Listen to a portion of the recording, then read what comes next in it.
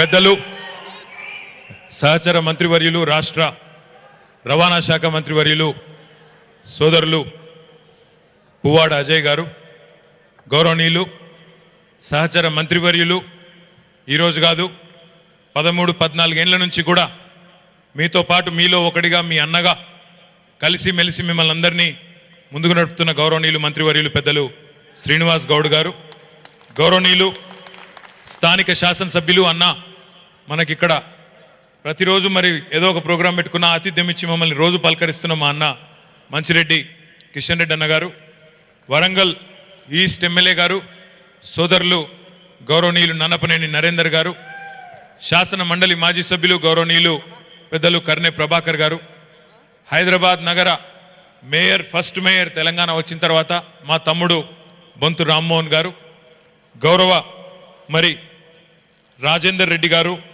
చాంద్ పాషా గారు, నందారెడ్డి గారు, యాదగిరి గౌడ్ గారు, గౌరవనీయులు భాస్కర్ రెడ్డి గారు, ఇంకా వేదికపైన ఆసీనులైన మరి వివిధ హోదాల్లో ఉన్న ఈ సంఘ ప్రతినిధులందరికీ, మన సరుకు రవాణా సంఘ ప్రతినిధులందరికీ పేరు పేరున మా వంగేటి లక్ష్మారెడ్డి అన్నకు, ఇంకా పేరు పేరున ఎవరి పేరైతే నేను చెప్పలేదో వాళ్ళు ఎవ్వరు తిట్టుకోవద్దని ముందే విజ్ఞప్తి చేస్తూ, వేదిక ముందున్న రాష్ట్రంలోని అన్ని ప్రాంతాల నుంచి తరలి వచ్చిన మా అన్నదమ్ములందరికీ పాత్రికేయ మిత్రులకు హృదయపూర్వకంగా శిరస్సు వంచి నమస్కారం. భోజనం అయింది కదా మీది? నాకైతే భోజనం పెట్టలే, మీ వాళ్ళు రాజేందర్ రెడ్డి పెట్టలే, నందారెడ్డి పెట్టలే, పిలిచిండ్రు. మన లాస్ట్ టైం కూడా వచ్చిండ్రు, గంటన్నర సేపు అన్ని విషయాలు చెప్పిండ్రు, కానీ కనీసం తిన్నవా అని అయితే అడగలే. ఈరోజు కూడా తిండి పెట్టలే రాజేందర్ రెడ్డి అన్నా. భాస్కర్ రెడ్డి అనేది అంటున్నాడు. నా విజ్ఞప్తి మీ అందరితో ఒకటే, 8 ఏళ్ల కిందట తెలంగాణ ప్రభుత్వం వచ్చినప్పుడు మాకు ముఖ్యమంత్రి కేసీఆర్ గారు చెప్పింది ఒకటే, మన ప్రభుత్వ లక్ష్యం, మన ప్రభుత్వ ఎజెండా ఒకే ఒక్కటి, పేదవాడి ముఖంలో చిరునవ్వు చూస్తేనే తెలంగాణ వచ్చిన దానికి మనందరికీ కూడా మన జన్మ ధన్యమవుతుందనే మాట కేసీఆర్ గారు చెప్పడం జరిగింది. ఈ 8 ఏళ్లలో ఎన్నడూ కులమని చూడలేదు, మతమని చూడలేదు. మేము అనుకున్నది ఒకటే, అభివృద్ధే మన కులం, సంక్షేమమే మన మతం, జనహితమే మన అభిమతం అని చెప్పి ఈ 8 ఏళ్లలో ఒకటే మాట మీద కేసీఆర్ గారి నాయకత్వంలో అందరం కూడా నడిచినాం. అందుకే ఈరోజు తెలంగాణలో భారతదేశంలో ఎక్కడా లేని సంక్షేమ అభివృద్ధి కార్యక్రమాలు మన రాష్ట్రంలో జరుగుతున్నాయి. ఈ కులము, ఆ వర్గము, ఆ మతము, వీళ్ళు వాళ్ళు అని సమాజాన్ని వేరు చేసి చూడకుండా పేదరికమే ప్రాతిపదికగా ఈరోజు తెలంగాణలో ఏ కులమైనా ఏ మతమైనా వారందరికీ కూడా బ్రహ్మాండంగా సంక్షేమ పథకాలు అందుతూ ఉన్నాయి. ఒక వర్గం కాదు, తెలంగాణలో ఈరోజు పారిశ్రామికవేత్తల నుంచి మొదలు పెడితే శ్రామికుల వరకు, కార్మికుల వరకు అందరి బాగోగులు చూస్తున్న ప్రభుత్వం తెలంగాణ ప్రభుత్వం. చాలా ఆశ్చర్యం అనిపిస్తుంది అప్పుడప్పుడు ఆలోచిస్తే.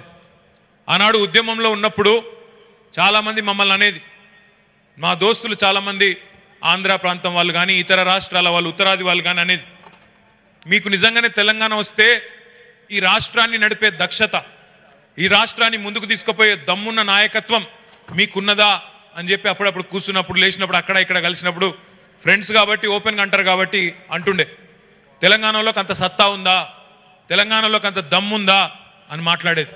కానీ ఈరోజు పేపర్లలో, టీవీలలో చూస్తుంటే సంతోషం అనిపిస్తుంది. ప్రపంచంలోనే ఎన్నో నగరాలను దాటుకొని మన హైదరాబాద్కు మొన్ననే వరల్డ్స్ ఫైనెస్ట్ గ్రీన్ సిటీ అనే అవార్డు వచ్చిందంటే అది మన దమ్ము, దక్షత. కేవలం భారతదేశంలో కాదు, భారతదేశంలో అవార్డు కాదు, ప్రపంచ నగరాలతో పోటీపడి, ప్యారిస్తో, బొగోటాతో, మాంట్రియాల్తో పోటీపడి, అక్కడెక్కడనో సౌత్ కొరియాలో ఎవరో అవార్డు ఇస్తే దానికి హైదరాబాద్ని ఎంపిక చేసినారంటే అది మనందరికీ గర్వకారణం. మన నాయకుడు కేసీఆర్ గారి యొక్క నాయకత్వ పటిమకు అది నిదర్శనం. చాలా మంది అడుగుతుంటారు, ఏం సాధించిండ్రు మీరు తెలంగాణ వచ్చినాక అని అడుగుతుంటారు. 8 ఏళ్లలో ఏమైందో ఒక్కసారి ఆలోచించండి. ఇక్కడున్న మీ అందరూ కూడా దాదాపుగా గ్రామీణ ప్రాంతాల నుంచి వచ్చిన వాళ్ళే, రైతు బిడ్డలు. ఆనాడు తెలంగాణ రాకముందు ఏం పరిస్థితి ఉండే ఊళ్ళల్లా ఒకసారి గుర్తు తెచ్చుకోండి. ఎవరన్నా మనకు తెలిసిన వాళ్ళు చచ్చిపోతే ఊళ్ళే అంత్యక్రియలకు పోతే కరెంట్ వాళ్ళకి ఫోన్ చేసి బతిమలాడుకునేది, అరే అంత్యక్రియలకు పోతున్నాం, కాలేజీ తందుకు పోతున్నాం, స్నానం చేయాలి, బాయి కాడుకోవాలి, అర్ధగంట కరెంట్ ఈ రాయ్యా అని చెప్పి ఆనాడు కరెంటోళ్లను బతిమలాడుకున్న రోజులు ఒక్కసారి యాద్ చేసుకోండి, గుర్తు తెచ్చుకోండి. ఇలా ఉన్నదా పరిస్థితి? కరెంటు కోసం తిప్పలున్నదా? సోషల్ మీడియాలో నేను చూస్తూ ఉంటా అప్పుడప్పుడు కొంతమంది తమ్ముళ్ళు పెడుతుంటారు, గో మా ఇంట్లో ఇప్పుడే 15 నిమిషాలు కరెంటు పోయింది, ఇదే నా బంగారు తెలంగాణ అని చెప్పి వాళ్ళు పెడతారు. అంటే ఎట్లున్నది కథ అంటే, తెలంగాణ రాకముందేమో కరెంటు ఉంటే వార్త, ఈరోజేమో 15 నిమిషాలు కరెంటు పోతే కూడా పెద్ద వార్త కూర్చున్నది.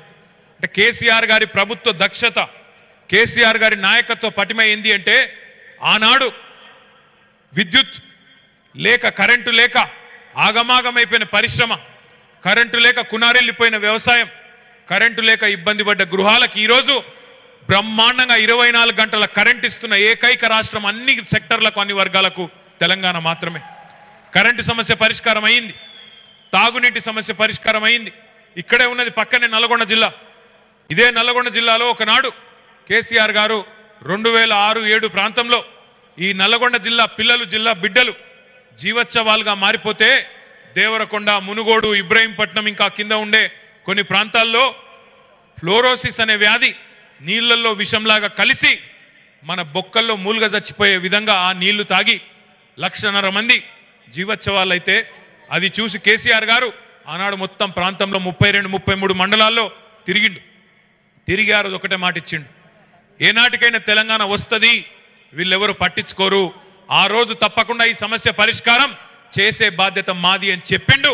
చెప్పినట్టే చౌటుప్పల్లో పైలానేసి 4 ఏళ్ల లోపలనే ఈరోజు ఆ సమస్యను శాశ్వతంగా రూపుమాపింది కేసీఆర్ నాయకత్వం.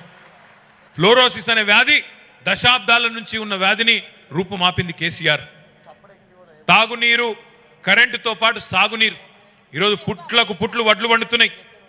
బ్రహ్మాండంగా పత్తి ఎక్కడ చూసినా నిన్నగాక మొన్న మునుగోడు పోయినా, చౌటుప్పల్ పోయినా ఎక్కడ చూస్తే అక్కడ పత్తి చేనులు కనబడుతున్నాయి, బ్రహ్మాండంగా పచ్చగా కనబడుతున్నది. ఉత్తగనే అయిందా అది? ఎన్నో ప్రాజెక్టులు, చెరువులు బాగు చేసుకున్నాం మిషన్ కాకతీయ అని పెట్టి, ఇదివరకెన్నడూ పట్టించుకోలే చెరువులను. పట్టించుకోకపోతే ఆ చెరువులు తాంబాలాల లెక్క అయిపోయినాయి. తాంబాలాల లెక్కున్న చెరువులను మళ్ళీ గంగాలంలాగా మార్చుకున్నాం మిషన్ కాకతీయతో.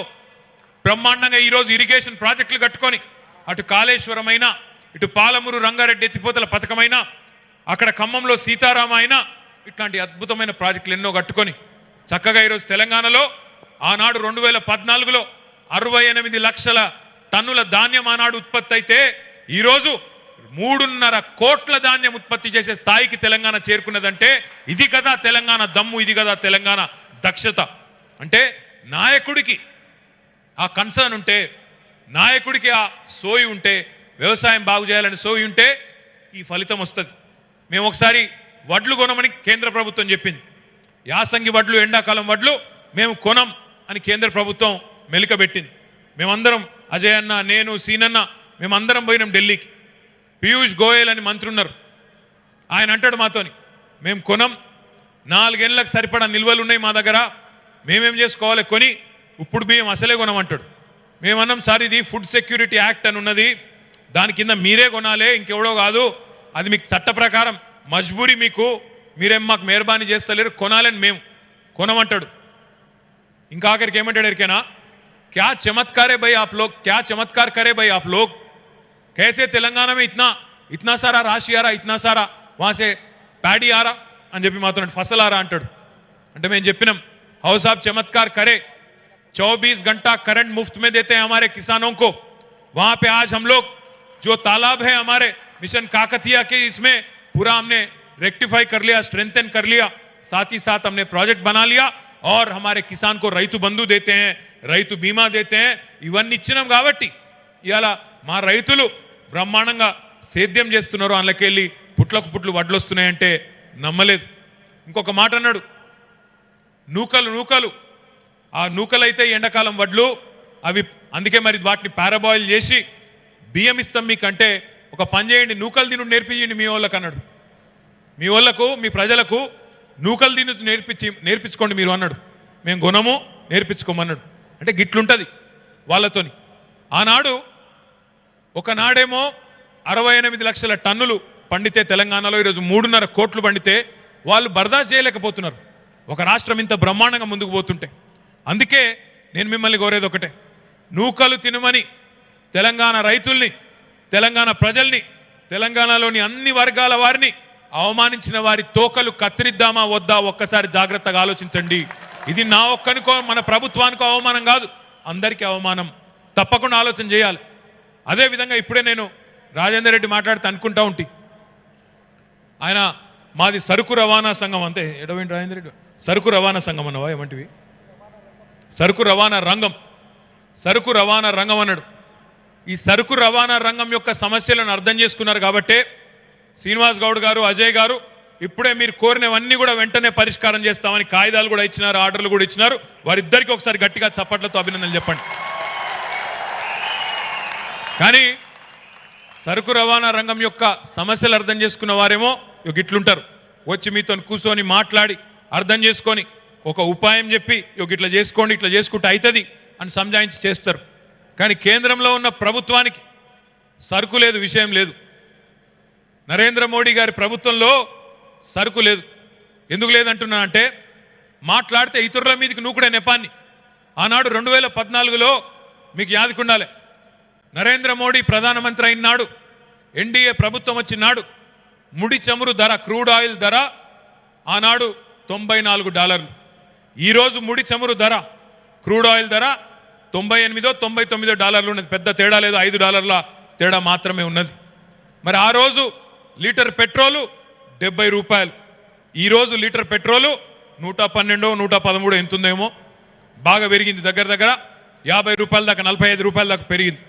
ఒక మాట మీరు ఆలోచన చేయండి. మరి అక్కడ ముడి చమురు ధర పెరగలే, కానీ మోడీ పెట్రోల్ రేటు మోడీ చమురు ధర పెరుగుతున్నది.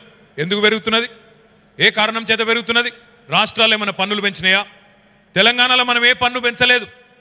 తెలంగాణలో మనం ఈ విషయంలో ముఖ్యంగా మన పెట్రోల్ డీజిల్ రేట్ల విషయంలో మనం పన్ను పెంచలేదు.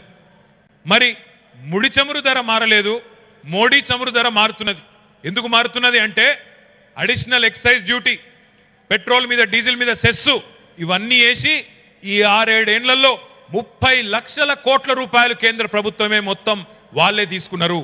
అందులో రాష్ట్రాలకు వాటా ఇవ్వాల్సి వస్తుంది కాబట్టి వాటిని సెస్సుల రూపంలో వేసి మరి మనకు రాష్ట్రాలకు వాటా ఇవ్వకుండా మొత్తం వాళ్ళే తీసుకుంటా ఉన్నారు. అందుకే అంటా ఉన్నా నేను, వాళ్ళకు సరుకు లేదు అనే మాట ఉత్తగంటలేను. ఇంకా గమ్మత్ ఎక్కడ అనిపిస్తుంది అంటే వాళ్ళు మాకు ఉపదేశాలు చెప్తారు, వాళ్ళు మాకు డైరెక్షన్లు ఇస్తుంటారు కేంద్ర ప్రభుత్వం వాళ్ళు. ఏమని? మీరు తగ్గియండి, మేము పెంచిందే లేదు. అందుకే ముఖ్యమంత్రి గారు అన్నారు రోజు కేసీఆర్ గారిని పత్రికల్లో ఒకసారి పత్రికా కాన్ఫరెన్స్ పెడితే, పత్రికా విలేకరుల సమావేశం పెడితే వాళ్ళు అడిగినారు, సార్ మరి మోడీ ప్రభుత్వం అంటుంది కదా మీరు తగ్గియాలని. అంటే ఆయన ఒకటే అన్నాడు, పెంచిన సన్నాసే తగ్గియాలే, మేం పెంచలేదు అనే మాట చెప్పినాం. ఈ రోజు కూడా దానికే కట్టుబడి ఉన్నాం. నేను మోడీ గారిని ఈ వేదిక ద్వారా డిమాండ్ చేస్తా ఉన్నా, మోడీ గారిని కేంద్ర ప్రభుత్వాన్ని ఈ వేదిక ద్వారా నేను డిమాండ్ చేస్తా ఉన్నా, దోచుకున్నది చాలు.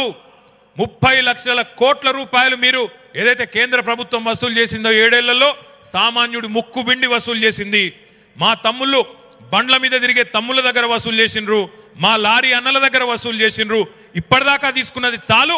ఇకనైనా వెంటనే ఆ సెస్సులు అన్ని రద్దు చేసి ₹70 పెట్రోల్ మళ్ళీ ఇవ్వాలి, ₹65 డీజిల్ మళ్ళీ ఇవ్వాలని చెప్పి ఈ వేదిక ద్వారా నేను కోరుతా ఉన్నా.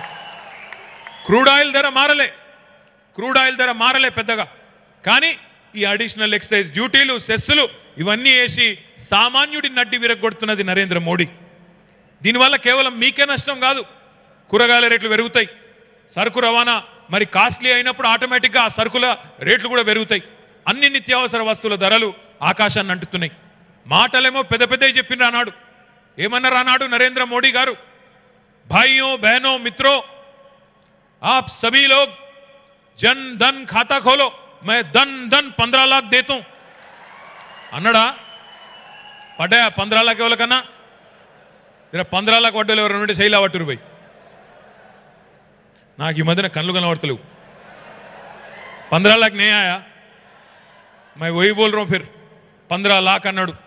వచ్చినాయి ఎవరికన్నా అంటే నాకు తెలిసి నల్లగొండలో ఒక ఆయన కథలో పడ్డట్టున్నాయి అంతే. తెలుసు మీకు ఆయన ఎవరో పేరు తెలుసా? ఎవరు? మొత్తం నల్లగొండ పైసలని ఒకని ఖాతాలో పడ్డట్టున్నాయి దబన తాటిడు పోయి. ఇక దేశం పైసలని ఇంకోని ఖాతాలో పడుతున్నాయి ఆడ పైన. నాకు తెలియక అడుగుతా, ఒక్కడు ధనవంతుడైతే దేశం మారిపోతుందా? దేశం అందరికీ సంపద పెరుగుతుందా? ఒక్కడు ధనవంతుడైతే నల్గొండ రూపురేఖలు మారిపోతాయా? మేము అందుకే అడిగిన మోడీ గారిని, అయ్యా నీకు నిజంగా పేదల మీద ప్రేమ ఉంటే పేదవాళ్ళకి నిన్నగాక మొన్న ఇప్పుడు మోడీ గారు ప్రభుత్వంలోకి వచ్చినాడు సిలిండర్ ధర ఎంత ఐడియా ఉంది ఎవరికన్నా? 400 రూపాయ. 2014లో సిలిండర్ ధర 400. ఇవాళ ఎంత ఎరికేనా? అంటే ఇక సిలిండర్ అంటే మనకు సంబంధం లేదు, ఇంట్లో ఆడోళ్ళకి సంబంధం అనుకుంటారు ఏంది మీరు? 1200 రూపాయలు, 3 రెట్లు పెరిగింది. నిన్నగాక మొన్న మోడీ గారి ప్రభుత్వం నిన్నగాక మొన్న ఆయిల్ కంపెనీలకు వాళ్ళకి ఆయిల్ కంపెనీలు ఎవరైతే ఈ ఎల్పిజి గ్యాస్ తయారు చేస్తాయో వాళ్ళకి 22,000 కోట్ల రాయితీలు ఇచ్చిండు. 22,000 కోట్ల రాయితీలు ఇచ్చిండు. నేను అడుగుతున్నా ఈరోజు, ఆయిల్ కంపెనీలకేమో రాయితీ ఇస్తావు, మరి మా ఆడబిడ్డలకు ఎందుకు రాయితీ ఇవ్వవు? 3 రెట్లు సిలిండర్ ధర పెరిగితే వీళ్ళకెందుకు ఇవ్వని నేను అడిగిన. సమాధానం రాదు, దానికి సమాధానం చెప్పాడు. ఇంకా మీదికెళ్ళి థియేటర్ పుల్లెట్ మాటలు మాట్లాడతాడు. చాలా ఉచితాలు ఇస్తున్నారు, ఉచిత పథకాలు ఇస్తున్నారు, ఇది మంచిది కాదంటాడు. ఒకసారి ఆలోచన చేయండి. కార్పొరేట్ గద్దలకు, కార్పొరేట్ కంపెనీలకేమో 11.5 లక్షల కోట్లు మాఫీ చేసింది మోడీ ప్రభుత్వం. వాళ్ళు పన్నులు కట్టకపోతే 11.5 లక్షల కోట్లు, 1 కాదు 2 కాదు, మన తెలంగాణ బడ్జెట్తో పోలిస్తే 5 ఇంతలు గంత మాఫీ చేసిండు. కానీ అదే మన రైతులకు దేశవ్యాప్తంగా ఉచిత కరెంట్ ఇచ్చేందుకు అయ్యేది 1,45,000 కోట్లు. అది ఇవ్వమంటేనేమో లేలే అట్లా ఇయ్యం, ఉచిత కరెంట్ ఇస్తే బాగా ఖర్చు అవుతుంది. పెద్దోళ్ళకేమో ఇస్తే అది ప్రోత్సాహకం, దాని పేరు. చిన్నోళ్ళకి ఇస్తేనేమో తాయిలం ఉచితం అని చెప్పి అనుచితమైన మాటలు మాట్లాడతాడు. ఇది వాళ్ళ నీతి. ఇది ఒక్కటే కాదు, చాలా మందిని ఈ వర్గం ఆ వర్గం అని కాదు, అన్ని వర్గాలను మోసం చేసినారు. ఈ 8 ఏళ్లలో ఏం సాధించిండు మోడీ గారు అని అడిగితే చెప్పే ముఖం లేదు. అందుకే నేను చెప్తా ఉన్నా, ఏం సాధించిండు అంటే, ప్రపంచంలోనే అత్యధికంగా సిలిండర్ ధర ఎక్కడ ఉంది, ఏ దేశంలో అంటే నరేంద్ర మోడీ గారి నాయకత్వంలో భారతదేశంలో. 30 ఏళ్లలో ఎన్నడూ లేనంత నిరుద్యోగం ఎక్కడ పెరిగింది అంటే నరేంద్ర మోడీ గారి నాయకత్వంలో భారతదేశంలో. 45 ఏళ్లలో ఎన్నడూ లేనంత ద్రవ్యోల్బణం ఎక్కడ పెరిగింది అంటే నరేంద్ర మోడీ గారి నాయకత్వంలో భారతదేశంలో. మీకు ఆనాడు యాదికుండాలే, మన్మోహన్ సింగ్ గారు ప్రధానమంత్రిగా ఉన్నప్పుడు ఇదే నరేంద్ర మోడీ గంభీరమైన ఉపన్యాసం ఇచ్చిండు. मैं पूछना चाहता हूं क्यों श्रीलंका का रुपया नहीं गिरता, पाकिस्तान का रुपया नहीं गिरता, बांग्लादेश का रुपया नहीं गिरता डॉलर के मुकाबले, क्यों भारत का रुपया गिरता है? क्यों प्रधानमंत्री जी आपसे नहीं हो रहा है क्या అని చెప్పి అడ్డగోల్ మాటలు మాట్లాడిండు. మీరందరూ ఢిల్లీలో ఉన్న వాళ్ళు దొంగలు, అవినీతి పరులు, అందుకే రూపాయి డాలర్ విషయంలో రూపాయి కింద పడిపోతున్నదని మాట్లాడిండు నరేంద్ర మోడీ. ఎప్పుడు? డాలరు 62 రూపాయలు ఉన్నప్పుడు. ఇప్పుడు ఎంత డాలరు? 83 రూపాయలు. మరి ఇప్పుడు ఎవరిని తిట్టాలి, ఏమనాలి? ఇవన్నీ చెప్తేనేమో వాళ్ళ కోపం వస్తుంది. ఇవన్నీ చెప్తే నన్ను నువ్వు దేశద్రోహివి, నువ్వు దుర్మార్గునివి, యాంటీ నేషనల్. నేను ఒక్కటి అడుగుతున్నా, ఇవాళ ఒక ఎలక్షన్ వచ్చింది తెలంగాణలో. ఆ ఎలక్షన్లో మేము అందరం అన్ని పార్టీలు కొట్లాడతాం. కొట్లాడినప్పుడు ఏం చెప్తాం అంటే, అన్నా మీరు మాకు అవకాశం ఇచ్చిండ్రు, 8 ఏళ్లకెళ్ళి మమ్మల్ని గద్దె మీద కూర్చోబెట్టినరు, ఈ పనులు చేసినామని పనులు చెప్పాలి. మొదలు కేసీఆర్ కిట్ ఇచ్చినాం, కళ్యాణ లక్ష్మి చెక్ ఇచ్చినాం, షాదీ ముబారక్ ఇస్తున్నాం, రైతు బంద్ ఇచ్చుకుంటున్నాం, రైతు బీమా ఇచ్చుకుంటున్నాం, ఆసరా పెన్షన్లు ఇస్తున్నాం, చేనేత మిత్ర, నేతన్నకు చేయూత, నేతన్నకు బీమా, ఇట్లా మా గౌడన్నకు ధీమా, ఇట్లా ఒకటి కాదు, అన్ని కులాలకు అన్ని మతాలకు ఏదో కార్యక్రమం చేస్తున్నాం అని చెప్పుకుంటాం. చెప్పి ఏం చెప్తాం? ఇగో ఇప్పటిదాకా ఈ పనులు చేసినాం, మళ్ళా అవకాశం ఇస్తే ఇంకో పని చేస్తామని చెప్పాలి. మరి మా మీద పోటీ చేసేటోళ్ళు ఆ మాట చెప్పాలి కదా. మా మీద పోటీ చేసేటోళ్ళు కూడా మేము ఈ ఫలానా పని చేసినాం కాబట్టి మాకు ఓటేయండి అని అడగన్నా. ఇవాళ ఎంత దివాలాకోరు మనుషులంటే, ఎంత దివాలాకోరు పార్టీ అంటే ఆ పార్టీ ఒక్కటంటే ఒక్క పని లేదు తెలంగాణ కోసం చేసింది. ఒక్క పని చేసినాం, ఫలానా పని చేసినాం చెప్పి ఓటు అడుగంటే చెప్పేందుకు ఏం లేదు. అందుకే ఏమంటాడు, మాట్లాడితే హిందుస్థాన్, పాకిస్తాన్, నిజాం, ఇస్లాం, ఇంకా గట్టిగా మాట్లాడినావు అనుకో నువ్వు దేశద్రోహి. ఇది తప్ప ఏం లేదు. డబ్బల రాళ్లే చూపినట్టు లొడలొడలో సప్పుడు తప్ప అలా ఏముండదు విషయం. గట్టిగా అన్నావు అనుకో, నువ్వేమన్నా గట్టిగా అంటే ఇంత మాట అంటావా? దేశం కోసం, ధర్మం కోసం. ఏంది మీరు చేసింది? దేశం కోసం, ధర్మం కోసం. ఉన్న కంపెనీలన్నిటిని అమ్ముతున్నారు, ఉన్న కంపెనీలన్నీ అమ్ముకుంటూ పోతున్నారు. రైళ్ళు అమ్ముడు మొదలైంది, ఎయిర్పోర్ట్లు అమ్మిండ్రు, ఇప్పుడు ఎల్ఐసి, నెక్స్ట్ అక్కడ వైజాగ్లో దాని పేరు మన స్టీల్ ప్లాంటు. ఒకటి కాదు, దేశంలో ఉన్నాయన్నీ అమ్మి పారేయాలి. అమ్మి పారేసి మొత్తానికి ప్రభుత్వ రంగ సంస్థల్లో ఏది కూడా లేకుండా చేయాలనే ఎజెండాతో వాళ్ళు పనిచేస్తూ ఉన్నారు. నా విజ్ఞప్తి మీ అందరితో కూడా ఒకటే, తెలంగాణలో ఈరోజు పరిశ్రమలు పెరుగుతున్నాయి, తెలంగాణలో ఈరోజు ఉత్పత్తి అవకాశాలు పెరుగుతున్నాయి, సరుకు రవాణా అవకాశాలు కూడా పెరుగుతూ ఉన్నాయి. ఇంకా మరింత డిమాండ్ వస్తుంది మీ రంగానికి, ఇంకా ఎక్కువ పెరిగే అవకాశం మీ అందరికీ ఉంటుంది. ఎప్పుడు రాష్ట్రం పచ్చగా ఉంటే, పంచాయతీలు లేకుండా, కులాల పేరిట మతాల పేరిట కొట్టుక జావకుండా ఉంటే అందరం బాగుంటాం. ఉత్పత్తి పెరుగుతుంది, సంపద పెరుగుతుంది, పేదవాడు బాగుంటాడు, పెద్దవాడు బాగుంటాడు. ఒకరే బాగుండాలనే ఆలోచన మనది కాదు, అందరూ బాగుండాలి, అందరి ముఖంలో చిరునవ్వు ఉండాలనేది మన ఆలోచన, మన నాయకుడు కేసీఆర్ గారి ఆలోచన. అందుకే మిమ్మల్ని అందరినీ కోరేది ఒకటే, రాష్ట్రం పచ్చగా ఉన్నది, 8 ఏళ్లుగా వీళ్ళకు నడుపొస్తుందా ప్రభుత్వాన్ని అన్నోళ్ళ నోర్లు మూతలు పడే విధంగా దేశంలోనే అగ్రభాగాన ఉన్నది మన రాష్ట్రం. నెంబర్ 1 స్థానంలో అన్ని రంగాల్లో, ఈ రంగం ఆ రంగం అని కాదు, కేసీఆర్ గారి నాయకత్వంలో దూసుకొని పోతా ఉన్నాం. అది పరిశ్రమలు కావచ్చు, పర్యావరణం కావచ్చు, పల్లె ప్రగతి కావచ్చు, పట్టణ ప్రగతి కావచ్చు, ఐటీ కావచ్చు, వ్యవసాయ ఉత్పత్తులు కావచ్చు, సంక్షేమం కావచ్చు, అభివృద్ధి కావచ్చు, అన్ని రంగాల్లో మంచిగున్నాం. అందుకే అందరినీ కడుపులో పెట్టుకొని చూసుకుంటా ఉన్నాం. మిమ్మల్ని అందరినీ నేను కోరేది ఒకటే, పచ్చగా ఉన్న రాష్ట్రంలో పచ్చని పంటలు పండాలా, మతం పేరిట మంటలు మండాలనా ఆలోచన చేయండి. ఆగమాగం చేసే రాజకీయ నాయకులను, చిల్లర మల్లర వేషాలు వేసే రాజకీయ నాయకులకి, రాజకీయ పార్టీలకి బుద్ధి చెప్పవలసిన బాధ్యత అందరి మీద ఉన్నది. మిమ్మల్ని అందరినీ కూడా నేను కోరేది ఒకటి, అజయ్ అన్న కానీ, సీనన్న కానీ, మీ లారీ యజమానులు కానీ, లారీ డ్రైవర్లు కానీ, లారీ కార్మికులు కానీ, మిమ్మల్ని అందరినీ కడుపులో పెట్టుకొని చూసుకునే బాధ్యత మా అందరిది. దయచేసి ఆ విషయంలో ఎట్లాంటి అనుమానం పెట్టుకోకండి. ఎందుకంటే మాకు అందరూ ఒకటే, మాకు పెద్ద పెద్ద పారిశ్రామికవేత్తలు ముఖ్యం, మాకు కార్మికులు ముఖ్యం కాదు అనేది మా నినాదం కాదు, మా విధానం కాదు, అది మోడీ గారి విధానం. ఆయనకు పెద్దవాళ్ళు మాత్రమే కావాలి, మాకు పేదలు కావాలి, సంపద పెంచేందుకు పెద్దవాళ్ళు కూడా కావాలి, వాళ్ళు ఉండాలి, వీళ్ళు ఉండాలి, అట్లుంటేనే దేశం ముంగటికి పోతుంది. అందుకే మీ అందరినీ కోరేది ఒకే ఒకటి, ఎట్లా అయితే మీ అపరిష్కృతంగా ఉన్న సమస్యలను సత్వరమే పరిష్కరించినమో మిగతా అన్ని విషయాల్లో కూడా రాబోయే రోజుల్లో ఏదైనా సమస్య ఉంటే మీకు సోదరుల్లాగా, మీ సహోదరుల్లాగా మీతో ఉంటాం. తప్పకుండా మీరు కూడా మాతో నుండి భవిష్యత్తులో కూడా ముందుకు నడపాలని చెప్పి మనస్ఫూర్తిగా కోరుతూ ఈ అవకాశం ఇచ్చినందుకు పెద్దలందరికీ వేదికకు ధన్యవాదాలు తెలియజేస్తూ జై తెలంగాణ. చేయున్న ప్రతి ఒక్కరు లేవాలా, జై తెలంగాణ, జై తెలంగాణ. Thank you. కేటీఆర్ గారి నాయకత్వం.